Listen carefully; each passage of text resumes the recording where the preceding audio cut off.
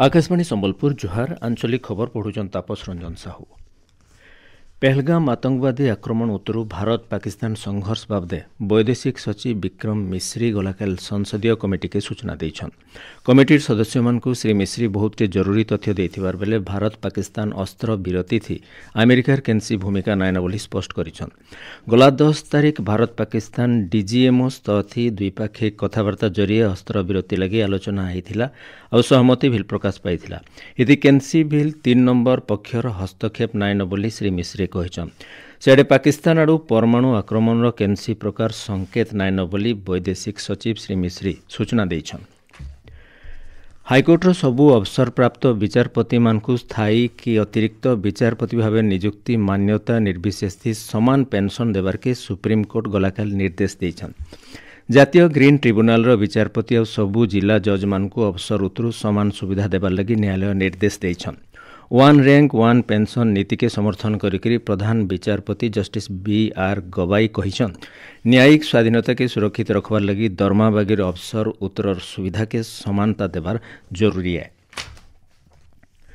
Operation सिंदूर परिप्रेक्षित एवं 23 तारिख केंद्र सरकार का 7 जनिया सर्वदलीय प्रतिनिधि मंडली 4टा देश सऊदी अरब कुवैत बाहरीन और अल्जेरिया गस्त थी। गलाकाल बीजेपी राष्ट्रीय उपसभापति बैजयंत पंडा गणमाध्यम के सूचना देकरी कहिछन जे तांकर नेतृत्व थी प्रतिनिधि दल भिन्न भिन्न देश मान राजनेता और सरकारी प्रतिनिधि मान भेटिकी ऑपरेशन सिंदूर बाबदे जनाबे। राज्य मुक्त अबाध निरपेक्ष निर्वाचन परिचालना उपरे निर्वाचन आयोग सबुबले जोर दे आसीचे। ईसीआईर मार्गदर्शिका अनुसार मुख्य निर्वाचन आयोगंकर सम्मिलनी कक्षन सुगम निर्वाचन के नेकरी संचालना कमिटी पहला बैठक हो जाइए। बैठक थी दिव्यांग भोटर मानकर चिन्हट निर्वाचन बूथ नो दिव्यांग मानकर लगी रैंप सूचना फलक शौचालय पीबार पानी व्यवस्था भिन्न भिन्न स्वेच्छासेवी अनुष्ठान उपयोग आउ निर्वाचन दिव्यांग मानकर सुविधा लगी क्या पदक्षेप ग्रहण करा जाय पारबा से बाबदे आलोचना हो पारबा। बैठक थी सक्षम ऐप जरिए दिव्यांग मानकर ना पंजीकरण उपरे भी जोर दिया जाइथिला। राज्य जंगल जमी जियो रेफरेंसी प्रकल्प काम शेष खेपे पहुंची एथिर जरिए जंगल जमीर संरक्षण जंगल जमी उपरे आदिवासी मानकर अधिकार सुरक्षा जंगल जमी के नेकरी भिन्न भिन्न समय थी देखा देउथबार समस्यार समाधान करा जाय पारबा। ए प्रकल्प जरिए राज्यर 60,000 वर्ग किलोमीटर जंगल जमीर जियो रेफरेंसी काम जारी रहितबार बेले तार भितरु पाखापाखि 95% काम शेष होइछि।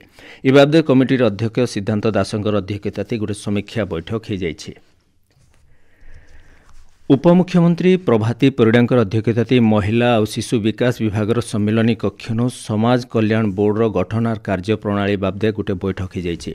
समाज कल्याण बोर्डर तृणमूल स्तर थी राज्य सरकार लोकाभिमुखी कार्यक्रम मान ठीक भाव पहुंचाबार दिगे काम करबा बोली करी श्रीमती परिडा कहिछन।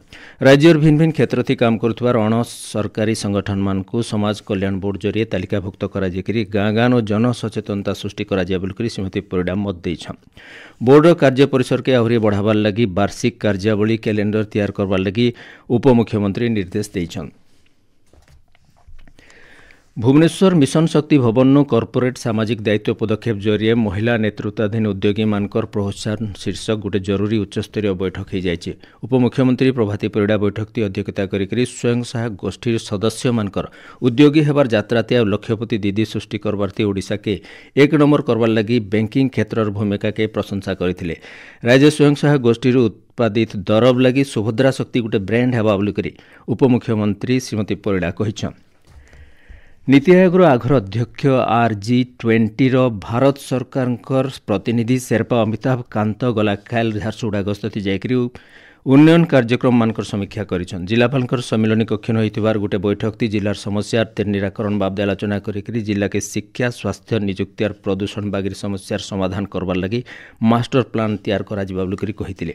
बैठक थी झारसुगुड़ा विधायक टंकधर त्रिपाठी और जिलापाल सहायता अधिकारी माने उपस्थित थिले। निरापत्ता दृष्टि मे और जून मासे 12 दिन लगी समलेश्वरी एक्सप्रेस चलाचल बंद करा जाइछि। हावड़ा जगदलपुर रूट थी फी मंगलवार और जगदलपुर हावड़ा रूट थी गुरुवार दिन मानके 6 दिन लेखाई ट्रेन नाई चली बाबदे दक्षिण पूर्व रेलवे तरफ सूचना दिया जाइछि। রাজ্যে ভিন ভিন জাগানো কাল বৈশাখীর বলে বর্ষা জারি রয়েছে। ভুবনেশ্বর আঞ্চলিক পাণিপাগ বিজ্ঞান কেন্দ্র সূচনা অনুসারে এবার 24 ঘণ্টা ভিতরে সুবর্ণপুর, বৌদ্ধ, নূଆପଡ଼ା, ବଲାଙ୍ଗୀର, ସୁନ୍ଦରଗଡ଼, କଳାହାଣ୍ଡି ସହିତ ରାଜ୍ୟର 24ଟା ଜିଲ୍ଲାନୁ ଧୁକା ଗର୍ଡି ସାଙ୍ଗେ ବର୍ଷା ହୋଇପାରେ। ଏଥିନି ଆଞ୍ଚଳିକ ଖବର ଇନ ଶେଷ ହେଲା। ଆର ବେଲର ଆଞ୍ଚଳିକ ଖବର ଶୁଣିପାରିବେ ରାତି 7:02 थी। जुहार।